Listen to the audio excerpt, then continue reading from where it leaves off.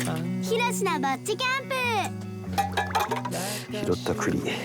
福島の森で一人ぼっちの時間を過ごします。おわー、弾けた。牡蠣はもう弾けたらいいのかな。身がでかいね。焚き火で美味しくいただく秋の味覚の数々。うわーうわーうわー、思った以上に脂が乗ってる。11月22日夜10時放送。お楽しみに。